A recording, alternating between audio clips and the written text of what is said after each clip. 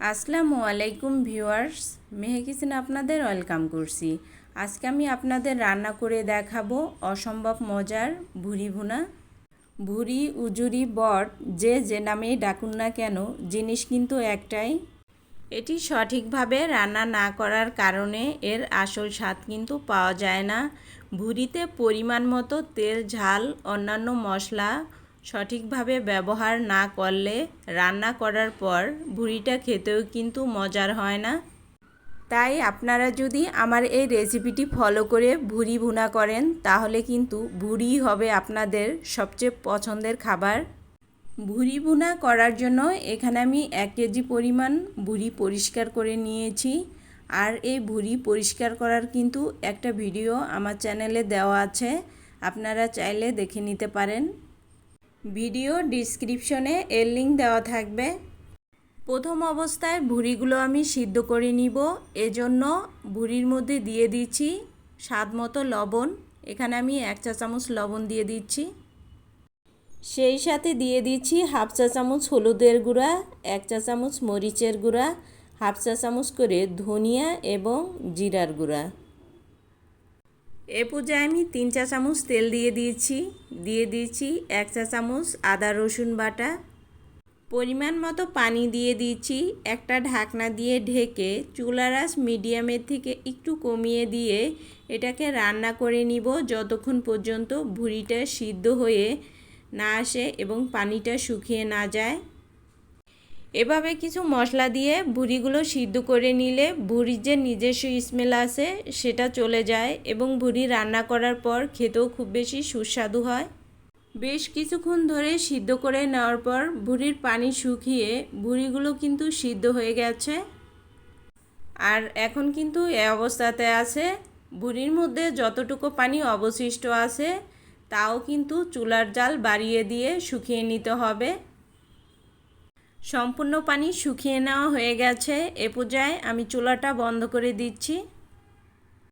এ পর্যায়ে ভুরি রান্না করার জন্য চুলায় একটা প্যান বসিয়ে দিয়েছি। এর মধ্যে দিয়ে দিচ্ছি 1/3 কাপ তেল। তেলটা যখন গরম হয়ে আসবে এ পর্যায়ে দিয়ে দিব 1 কাপ পেঁয়াজ কুচি। পেঁয়াজগুলোকে কিছুক্ষণ ভেজে নিব, তবে এগুলোকে খুব বেশি ভাজতে হবে না। সিদ্ধ হওয়ার মতো লুক চলে আসলে দিয়ে দিব 1.5 চা চামচ আদা রসুন বাটা।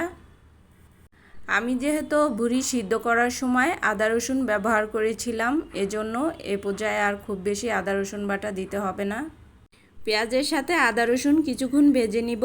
এরপর অ্যাড করে দিচ্ছি গোটা মশলা। এখানে আমি নিয়েছি দারুচিনি, এলাচ, লবঙ্গ, তেজপাতা, এগুলোকে দিয়ে দিচ্ছি। 1 মিনিটের মতো ভেজে নিব।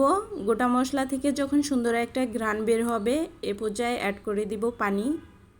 দিয়ে দিচ্ছি স্বাদ মতো লবণ, হাফ চা চামচ হলুদের গুঁড়া, 1 চা চামচ মরিচের গুঁড়া, হাফ চা চামচ করে জিরা এবং ধনিয়ার গুঁড়া। এই পর্যায়ে মশলাগুলো কিছুক্ষণ কষিয়ে নিব। এরপর আমি আরও সামান্য একটু পানি অ্যাড করে দিচ্ছি মশলাগুলোকে আরও ভালো মতো কষিয়ে নেওয়ার জন্য। এই তো মশলাগুলো কষিয়ে নেওয়া হয়ে গেছে। এই পর্যায়ে অ্যাড করে দিচ্ছি আগে থেকে সিদ্ধ করে রাখা ভুরি। মশলার সাথে ভুরিগুলো 2-1 মিনিটের মতো কষিয়ে নিচ্ছি।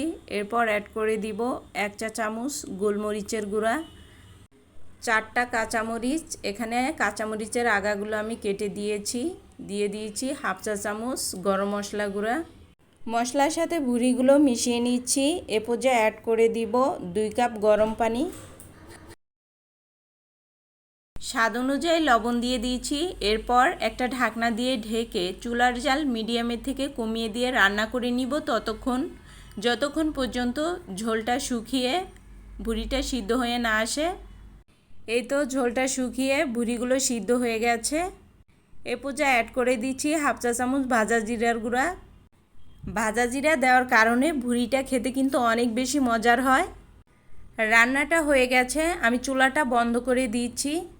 আপনারা চাইলে আমার এই রেসিপিটি ফলো করে বাসায় ভুরি রান্না করতে পারেন, পরিবারের সবাই অনেক বেশি পছন্দ করবে। ভুরি তো পার্সোনালি আমার অনেক বেশি পছন্দের খাবার। আপনাদের কার কার ভুরি খেতে ভালো লাগে অবশ্যই কমেন্ট করে জানাবেন।